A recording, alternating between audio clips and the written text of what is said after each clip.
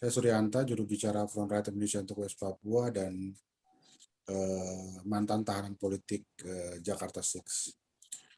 Saya orang pertama yang dikenakan pasal makar untuk isu Papua, yang bukan dari orang asli Papua sendiri. Nah, teman-teman berbicara tentang rasisme ya. Secara umum ya kita sekarang hidup di dalam dunia yang rasis. Rasisme ini terus-menerus diproduksi dan direproduksi bukan hanya di Indonesia tapi juga di berbagai negeri lainnya. Nah, dari mana nih rasisme ini berakar? Dalam sejarahnya rasisme ini ketika dunia sudah mulai di dalam masyarakat berkelas gitu ya, dan perbudakan mulai dilakukan, rasisme ini digunakan sebagai cara untuk menunjukkan privilege dan dominasi. 500 tahun yang lalu gitu, ketika perbudakan dilakukan oleh Eropa terhadap orang-orang Afrika, praktek rasisme ini dimapankan dengan menunjukkan bahwa orang-orang berkulit hitam berambut keriting di Afrika yang dibawa ke Eropa dan ada juga dibawa ke Amerika, itu bukanlah manusia. Mereka dianggap bukan manusia dan mereka dipertontonkan di kebun binatang. Nah, praktek rasisme ini juga kemudian dilakukan praktek rasisme dan perbudakan ini dilakukan juga di Amerika sebagai labor slavery gitu. Budak-budak yang bekerja sebagai buruh tidak digaji, disiksa, direndahkan, dihinakan, sehingga mental mereka menganggap bahwa mereka sendiri adalah orang-orang yang memang orang-orang kedua di dunia ini. Orang-orang pertamanya adalah orang-orang kulit putih. Nah, di dalam sejarahnya di Indonesia, rasisme ini dilakukan oleh kolonialisme Belanda ya, terhadap kami orang-orang Indonesia. Jika teman-teman membaca buku Tetralogi Bumi Manusia, ada seorang bernama Mingke, yang kita tahu Mingke itu adalah Tirto Adisuryo. Mingke itu sebutan dari kata lain dari monkey, monyet. Jadi sebenarnya orang Indonesia juga sering disebut Mingke, sering disebut monyet. Nah, jadi kalau misalnya kita juga datang ke Kota Tua, gitu. Kota Tua ini Jakarta Kota itu ya, kita akan lihat bagaimana ada struktur gaji yang berbeda antara orang-orang Eropa, orang keturunan Arab, India, Filipina dengan orang keturunan Mi, orang-orang Melayu. Itu gaji atau upahnya orang-orang pribumi paling rendah dari semua levelisasi atau stratifikasi masyarakat pada sekitar 1700-1800-an di Batavia ini. Nah, tapi setelah itu juga kita akan melihat ada rasisme terhadap orang-orang Tionghoa. Jadi bagaimana ini bisa terjadi? Kalau ke Jakarta ada satu tempat namanya Muara Angke. Muara Angke itu sebutan dari Muara Bangkai, di mana orang-orang Belanda kemudian melakukan pembantaian terhadap orang-orang Tionghoa yang kemudian dikenal sebagai geger pecinan. Nah, mengapa padahal pada mulanya orang-orang Tionghoa ini membantu membangun kota Batavia, kenapa mereka kemudian menyerang orang-orang Tionghoa ini, orang-orang keturunan China ini, karena dianggap keterlibatan orang-orang Tionghoa di dalam bisnis ini sudah mulai merugikan dominasi dan monopoli Belanda. Itulah kemudian dari situ kemudian kita juga mengenal rasisme terhadap orang-orang Cina yang orang-orang Tionghoa yang terus-menerus diproduksi sampai ke sekarang. Jadi kalau di Indonesia Kalau di Indonesia, rasisme itu terhadap orang Cina dan terhadap orang Papua.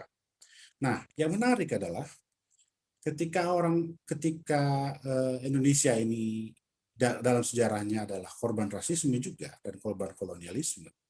Dan kalau misalnya sekarang saya datang ke Eropa ya, atau beberapa tahun lalu, 10 tahun lalu saya pernah datang ke Eropa, mereka akan memeriksa saya eh, lebih eh, lebih waspada dibandingkan yang lainnya karena eh, rambut saya agak keriting, kulit saya bukan putih, agak coklat, kemudian dan ada prasangka bahwa saya adalah Muslim dan karena berasal dari Indonesia dan kemudian dianggap teroris begitu.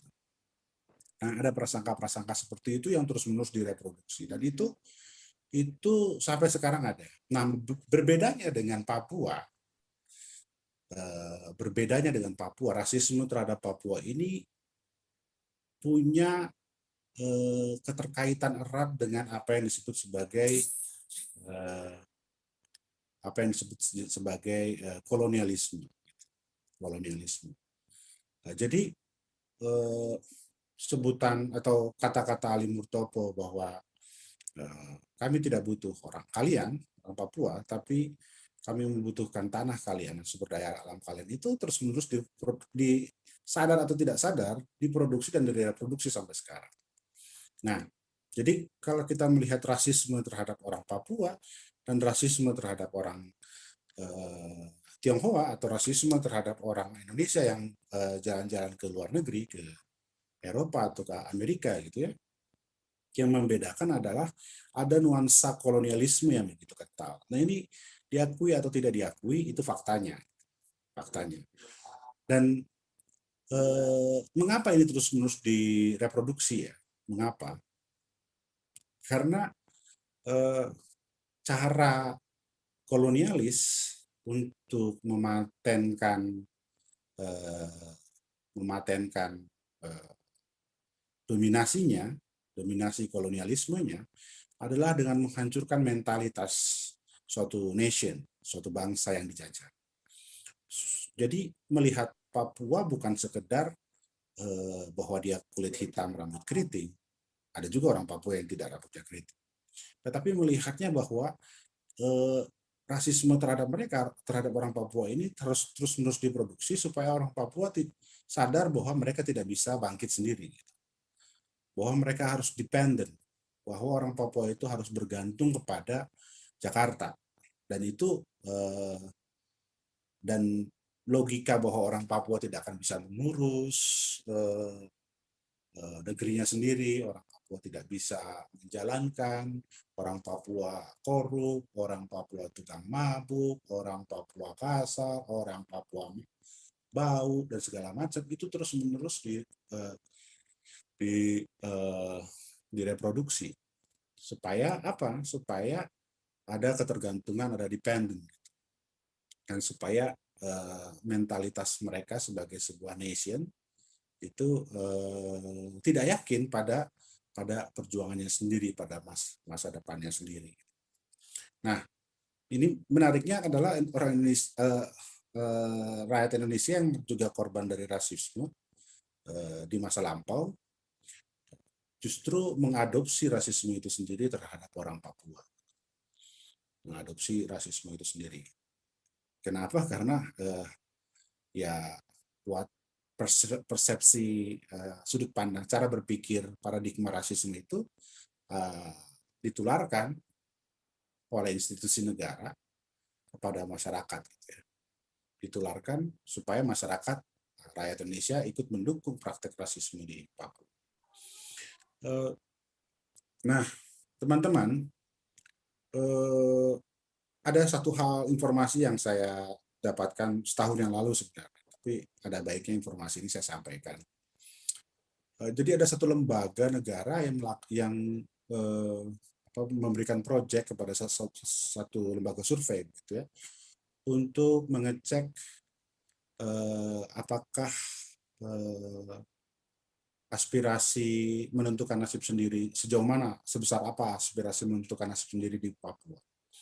Nah, dari survei tersebut yang tidak dipublikasikan dan hanya dikonsumsi oleh salah satu lembaga negara itu, ya, ditemukan fakta lebih dari 80% orang asli Papua aspirasinya adalah menentukan nasib sendiri. Itu umum, itu biasa itu.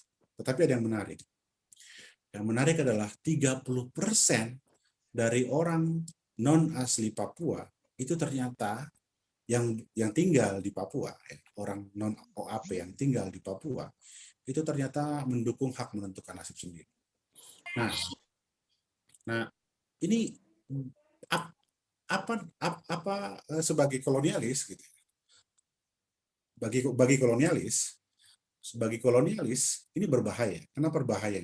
Kalau lihat orang asli Papua 80% lebih itu mendukung hak menentukan nasib sendiri, itu standar.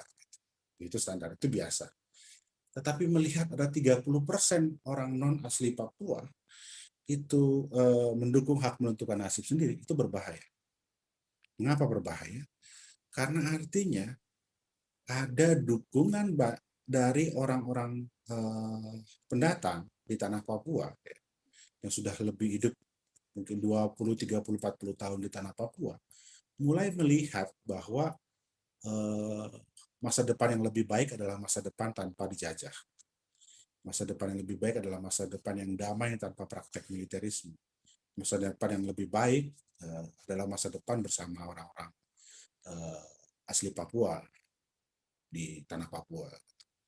Nah, kalau saya melihat dari sudut pandang yang lain, ketika konflik horizontal terjadi di Jayapura, di Manokwari, kemudian hampir sebulan kemudian hampir sebulan setelah kejadian di Jayapura itu terjadi di Wamena, saya melihat ada upaya untuk memecah belah dan mensegregasikan, ya, mengkotak-kotakan antara rakyat asli Papua dengan non asli Papua.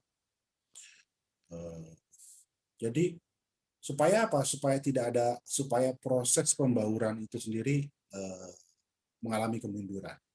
Dan di sisi lain saya melihatnya ini proses pembangunan nation, state of negara bangsa, nation state-nya Papua itu, West Papua itu sedang tengah dikacaukan, sedang diganggu.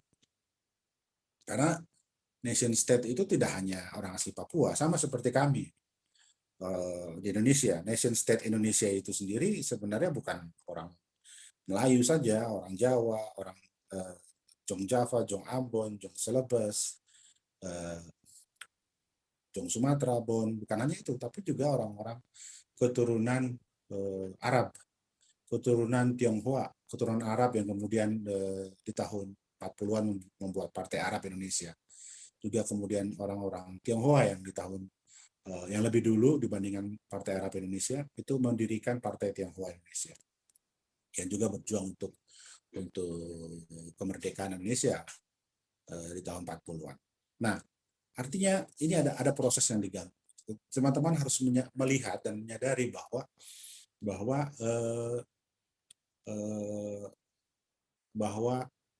ada sekutu perjuangan untuk menentukan nasibnya sendiri dan untuk melawan rasisme di tanah Papua dan di luar tanah Papua. Sekutu perjuangannya adalah orang-orang yang bersolidaritas, dan sekutu perjuangannya adalah orang-orang yang memimpikan masa depan yang lebih baik bersama teman-teman tanpa adanya penjajahan, tanpa adanya praktek militerisme, tanpa adanya genosida perlahan, tanpa adanya perusakan lingkungan yang begitu masif. Nah, berikutnya saya mau bilang bahwa ini rasisme, kolonialisme ini jangan dipisahkan dengan satu kekuatan besar lainnya di luar Indonesia, yaitu apa yang kita sebut sebagai imperialisme, atau mungkin untuk mempermudahnya adalah bagaimana korporasi-korporasi internasional yang saat ini ada di tanah Papua, apakah itu Freeport, British Petroleum, Korindo, Korea Indonesia, ataupun yang lain-lainnya ini, investasi-investasi yang bertahan di Papua ini, yang mengeruk kekayaan sumber daya alam ini, harus dilihat bahwa mereka bisa bertahan dan akan terus bertahan dan memberikan sokongan dana sejak sebelum penandatangan 1 Mei 1963 itu karena kepentingan mereka adalah kepentingan mengamankan akumulasi kapital. Dan untuk mengamankannya mereka akan terus-menerus menyokong TNI, Polri, operasi-operasi gabungan dengan persenjataannya dan segala macam. Jadi kalau ada yang tuduh bahwa ini orang Papua ingin menentukan nasib sendiri karena dibackingi oleh Australia, Amerika, Jepang, Inggris, Amerika, dan ada Eropa dan segala macam, saya bilang itu bohong. Saya bilang itu bullshit. Itu tuduhan-tuduhan itu juga kepada kami. Kenapa? Karena kepentingan Eropa, Amerika, Jepang, Korea, Australia, Inggris, itu kepentingannya adalah modal mereka yang harus beranak pinak secara maksimal di Papua itu, eksploitasi mereka, akumulasi kapital mereka di tanah Papua itu harus bisa aman. Dan cara mengamankannya dan alat untuk mengamankannya adalah kolonialisme dan militerisme Indonesia. Karena ketika rakyat Papua itu menentukan nasibnya sendiri, mereka harus berpikir ulang, jangan-jangan kami akan diusir. Mereka juga akan berpikir ulang tentang renegosiasi. Nanti untungnya lebih sedikit dibandingkan dengan Indonesia. Mereka juga lebih mengutamakan stabilitas politik. Dalam tanda kutip, stabilitas politik itu adalah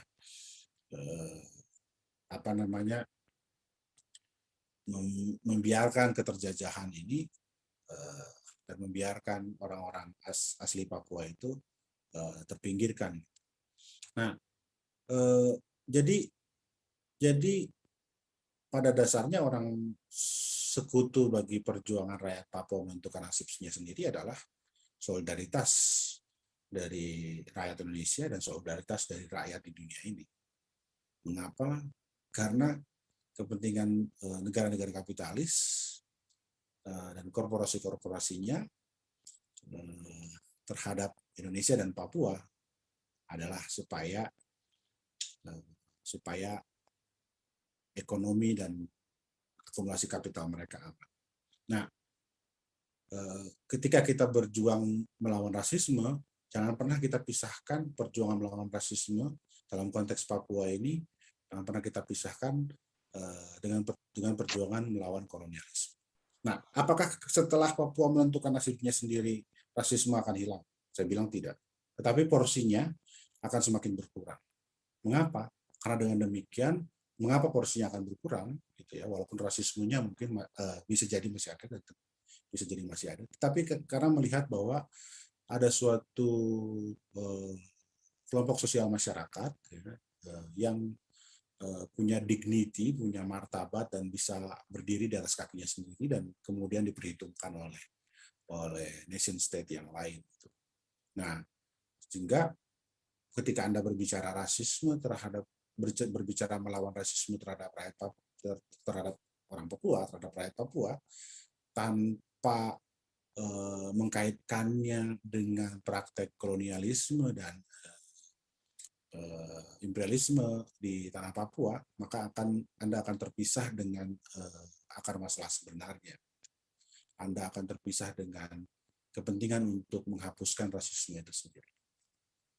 Demikian, terima kasih.